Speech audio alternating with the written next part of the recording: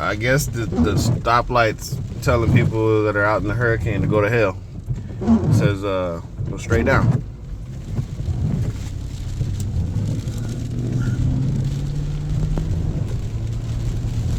This is the hurricane currently. We're still drivable right now. We're in the eye, trying to make it over to the shop to make sure everything's okay.